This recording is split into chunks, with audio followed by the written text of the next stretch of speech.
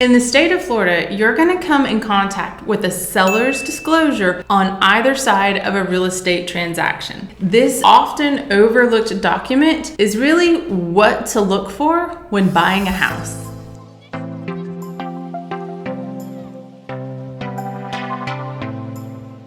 All right, so what is a seller's disclosure? So in the state of Florida, legally, a seller of a home has to tell you, the potential buyer, about potential defects in the house or less than desirable attributes that you won't be able to see at eye value when you walk the house.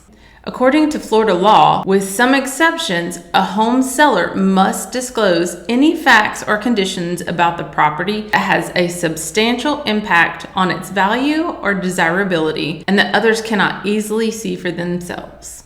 So that's what we're looking for, is that disclosure. So lucky for us in the state of Florida, Florida Realtors Association has really just kind of made it dummy proof by creating a legal document labeled seller's disclosure for those of us in real estate to provide to our sellers. This document is like prefabricated. It allows you to go through certain topics as a seller to identify what may not be seen but needs to be disclosed. So you would find this on like any real estate listing. It would typically be in the document section of our MLS, our listing system, multiple listing system, or it's by request from the listing realtor. But that document should be there. Most realtors, just to cover all of our legal bases, like to have that prefabricated seller's disclosure signed by both seller and buyer as proof that they have in fact disclosed the information about the house and include it in the deal, the transaction's legal documents. Some of the topics covered in the seller's disclosure document are flood damage. If there's been any flood damage or water damage history to the house,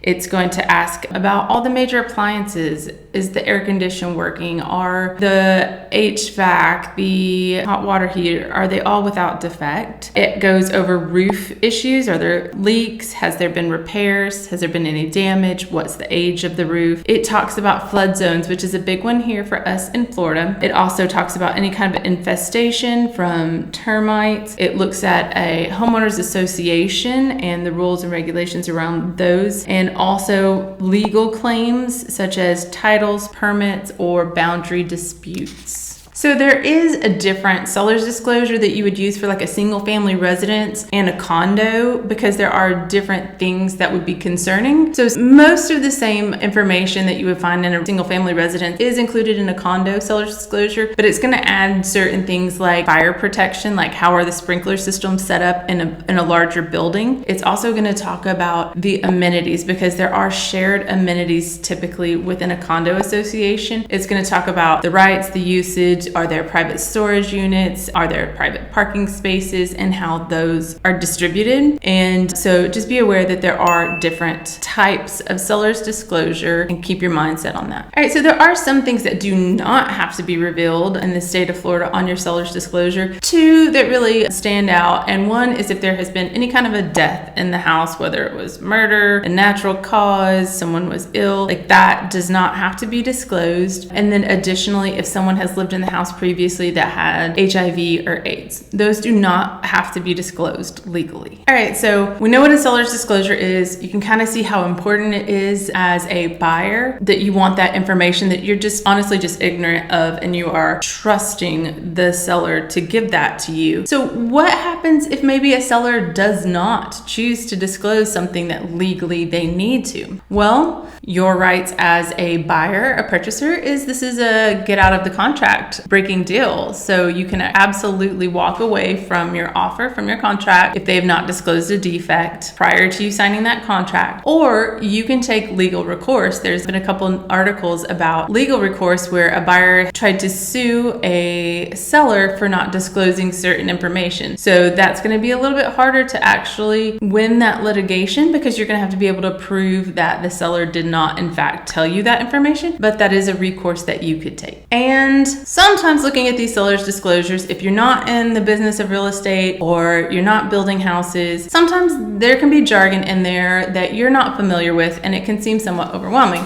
So tips for how to look at a seller's disclosure. Use your resources and your network. I certainly believe in this aspect of life, is that, you know, we do life together as a community, as friends and family. So reach out. Number one, you have your real estate agent. Always reach out to them. They're in the business. They're going to know this jargon a little bit better. Maybe you have a buddy that's a contractor and builds houses, or a daddy, an uncle, someone who is a little more handy. Talk to them about the verbiage that is on this document.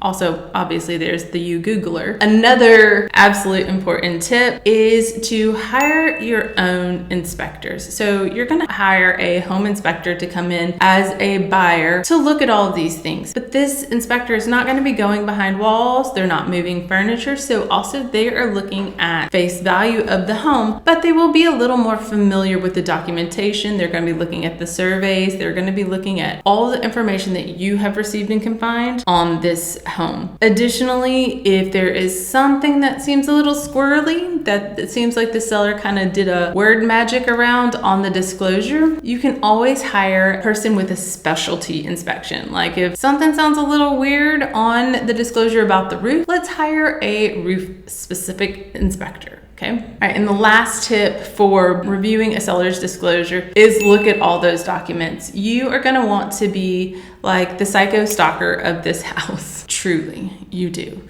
So you're going to have your original listing. You're going to have your real estate agent doing their research. You are going to go to the county property appraiser's website, and you are going to click, you're going to look up the property, and then you're going to click every link that it has on that property. You're going to look at the survey. You're going to look at the purchase history. That is an excellent resource for you. You can also look at previous sale history and look at their documents and look at the, you know, the person who sold it last time. What did their seller's disclosure disclose? Really and truly, when it comes to a seller disclosure, this is your opening of the book of this house to really understand what wonderful bones it may have or what little secrets may be lying behind the walls. Hey, so this video is releasing on the 4th of July weekend, which is my favorite holiday. I'm a summer baby, and I got these new earrings, and I just thought it would be so fun. Oh, look, I can't get the blue to come up. I'm into my massive earrings right now. Because why not? Life is about having fun when you can, and why not put them in your earrings? So happy 4th of July. Jen and I post new videos every Thursday. We'll see you next time.